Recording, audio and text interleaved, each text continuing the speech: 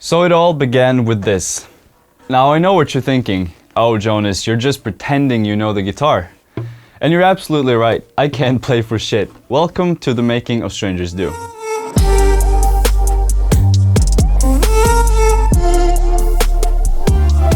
So I'm not a good guitar player, but what I like to do sometimes when I can't come up with anything in the studio is mess around with different instruments, especially ones I can't play.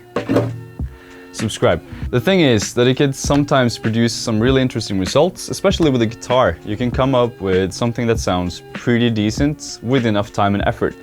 So after a few hours of testing, I came up with these chords that I liked and I recorded them on my phone.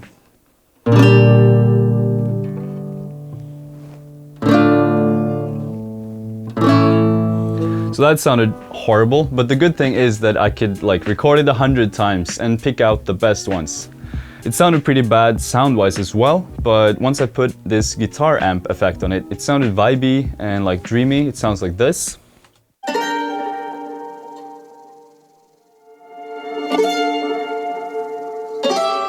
So I had that and I liked it, but it wasn't anything more than that, so I had to write this simple bass line to it.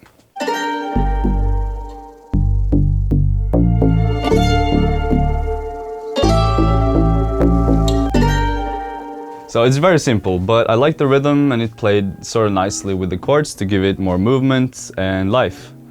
By the way, as you may have noticed, there's something different in the studio today. We redid a whole lot of it. We got this wooden plate, painted the walls and changed the lights. Shout out to Eric, Jace and Simon for helping out so much. I just love how it looks now. Let me know what you guys think. Anyways, once I had that foundation down with the chords and the bass line, I started trying to come up with melodies on top of that, and I came up with this melody quite quickly, and I just started to record on my phone.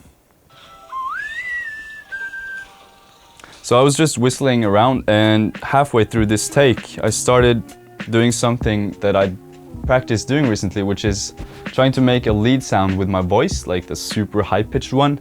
It sounds like this.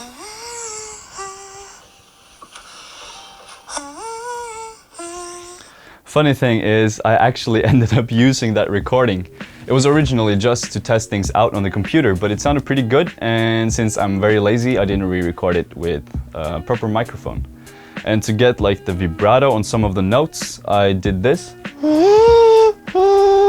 which tickles a lot. So now I had this very basic foundation for the track with these 3 elements. This is gonna sound horrible, but I just wanted to show you guys the main idea.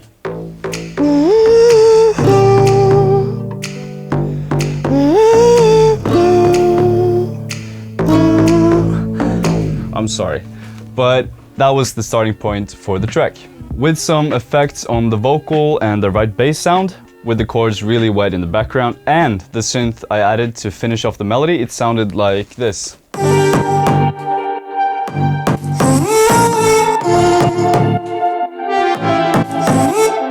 And then with the subline, the claps, the kicks, and effects, it sounds like this.